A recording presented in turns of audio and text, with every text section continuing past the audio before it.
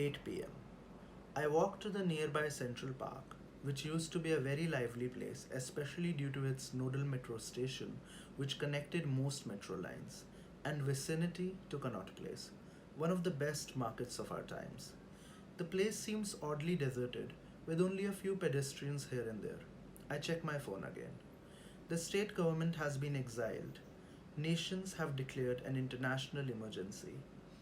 Delhi is being taken over by communities of indentured laborers, immigrants, minorities, and being restructured into boroughs. The extremists consist of marginalized sections of the society and have been mobilizing and reorganizing the society for the past few months when the faith in modern state and democracy has been at its lowest. One death, one value. Their marching cry. They see death either caused by environment or man's actions as the ultimate equalizer, where a citizen's economic, social, political value finally becomes equal. I check my app for tracking nebulous chemical clouds that have had a devastating impact on Delhi's climate in recent years. My navigation is clear. I go through the lane from which my mother and grandmother and later me bought chappals as rupee grew weaker. I stop near the milkshake shop where the three of us used to frequent for their signature flavored milk. I notice some shouts behind me and a blast before I lose consciousness.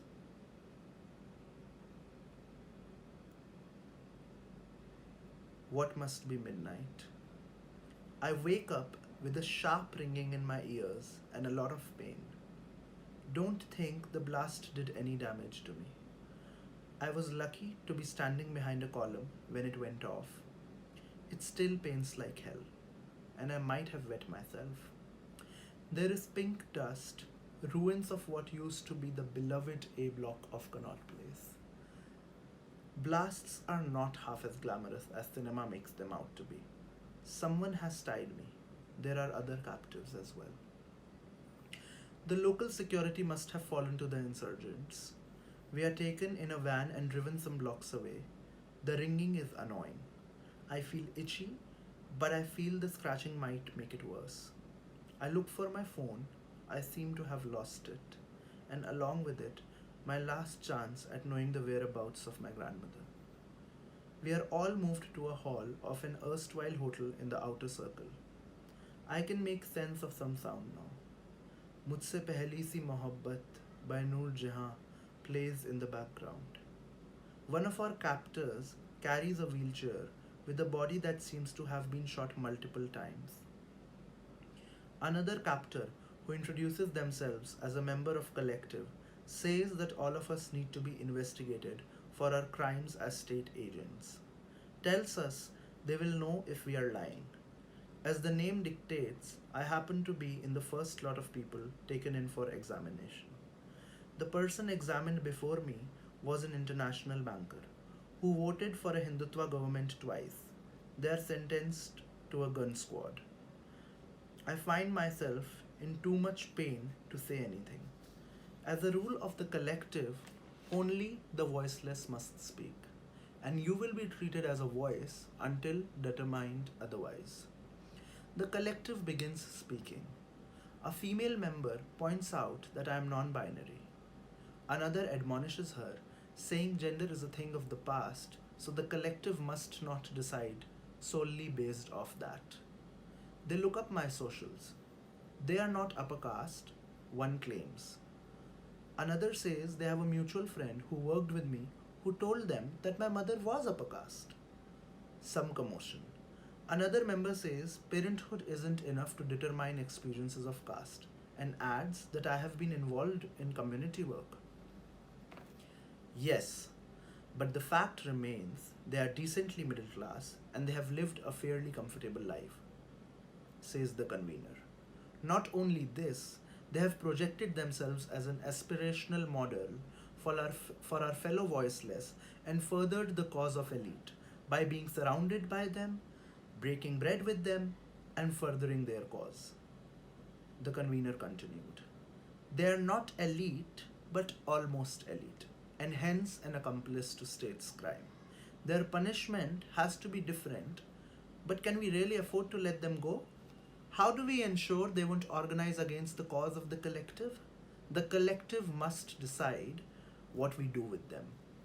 I say we give them the most human death possible before they land in the hands of our rivals or die of environmental causes anyway. The convener seems to have concluded. The collective agrees. As I am being walked out of the room, I see the captives crying, praying, laughing hysterically. The person accompanying me jolts me out of my voyeurism. A. I'm your comrade. You might not remember me, but years ago you helped me with my education. The collective members are taking it too far. Our association members are just 2 blocks away. They are much more sensitive to our people's realities.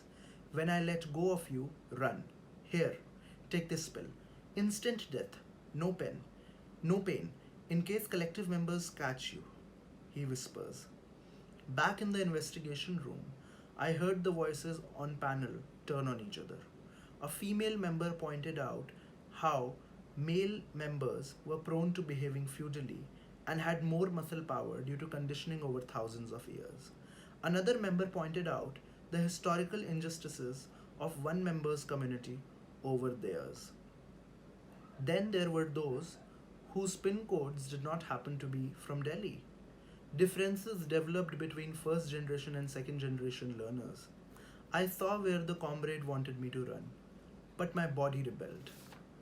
This was the end of everything as I had known it, and I felt free.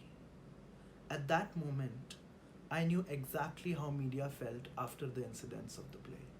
She felt like between all those moments in the play and after, no matter how they chose to write her, she had lived, despite everything.